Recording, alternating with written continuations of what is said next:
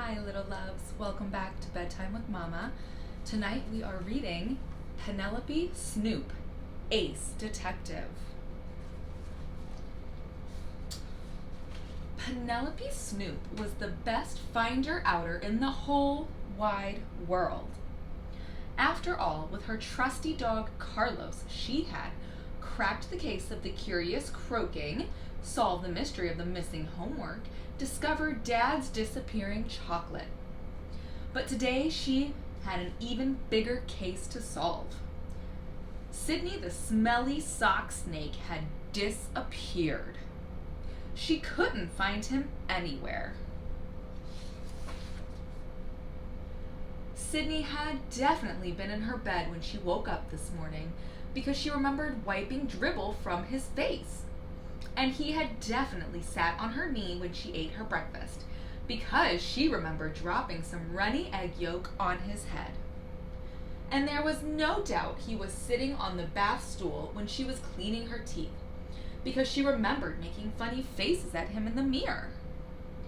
But where was he now? There was no doubt about it. Sydney the smelly sock snake had been stolen. Uh-oh. Penelope Snoop and her sleuthing sidekick ran into the kitchen. The fridge was making its weird whirling noise, which always meant something seriously suspicious was going on.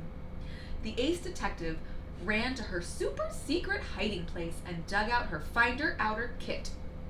Carlos didn't like wearing his hat very much, but Penelope Snoop insisted because this was a serious investigation. The case of the stolen sock snake was officially open. Penelope Snoop and Carlos decided that outside would be the best place to explore first. So they jumped onto the super transporter and rode all the way to the back garden. And that's when they found their first clue. A giant, muddy footprint. And there was no doubt about it. Sydney the smelly sock snake had been stolen by a squishy mud monster. "Hello, Mr. Frog," said Penelope Snoop. "Have you seen a muddy monster today?" But the frog fountain just stared at them. So Penelope Snoop stared right back until that frog decided to be helpful. "What's that? You saw something suspicious in the tree house," she said. So Penelope Snoop and Carlos swam all the way across the garden and climbed up 100 stairs until they reached the treehouse. "We know you're up there, Mr. Mud Monster.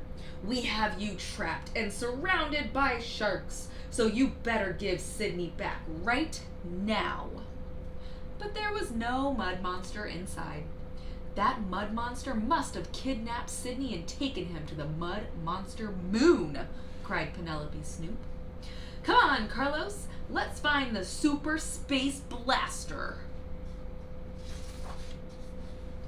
But the moon was completely empty.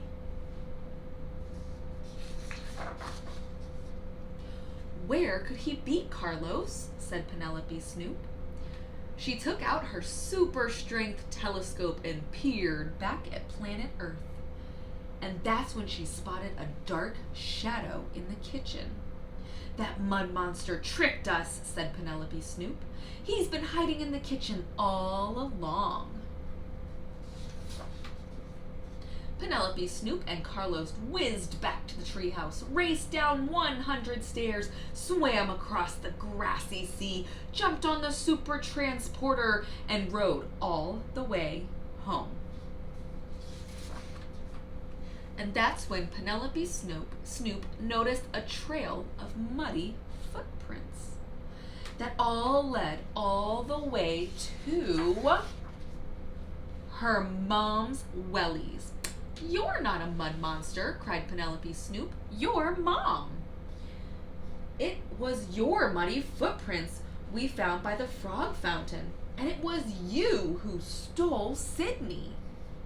I'm sorry, said Mom. I just wanted to give him a little wash. He was a little bit more whiffy than usual. And then Penelope Snoop noticed the washing machine. Poor Sydney Sock, the smelly sock snake. Aww.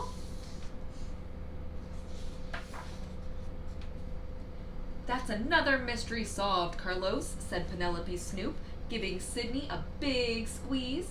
Until next time. The end.